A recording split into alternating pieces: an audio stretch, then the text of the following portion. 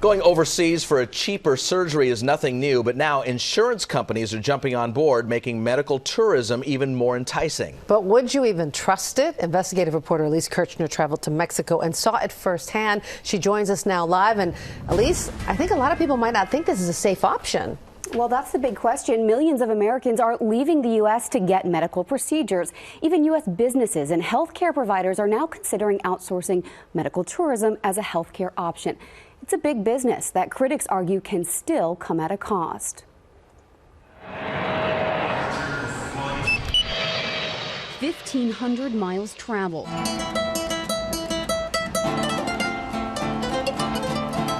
Months of waiting to experience this. I'm going to go walk in the water tonight.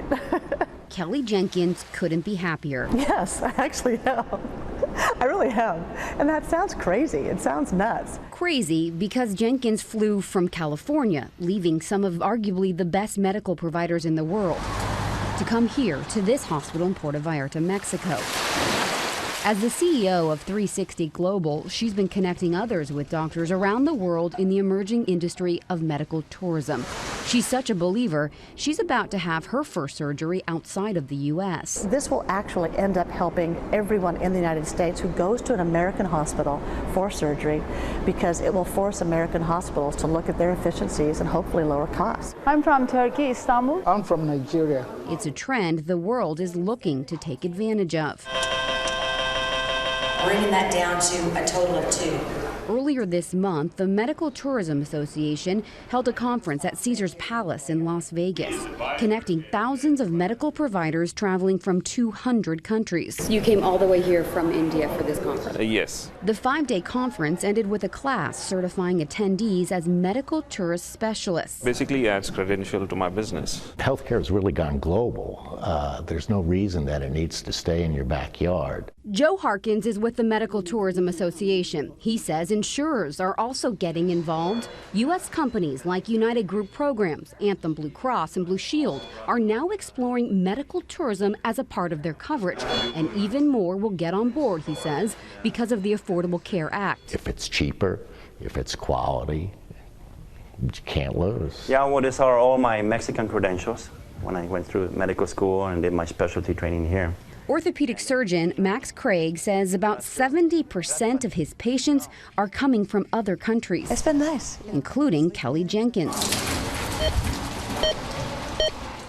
He allowed us inside the operating room during Jenkins' procedure, a knee surgery that will cost her $5,000. Back home in California, it would have cost her $12 to $14,000. How were you able to keep your costs so low? While I have to pay every year for malpractice insurance here in Mexico compared to my colleagues in the U.S., I'm paying a tenth of what they may pay up there. The low cost has more and more patients shopping around for medical procedures. I did the gastric sleeve in November of last year, and this year I'm doing the breast lift and implants, a tummy tuck, and arm reduction. We even met another California woman in the operating room next to Jenkins. I can do 1 surgery in the U.S. for the prices of doing 2 here or 3.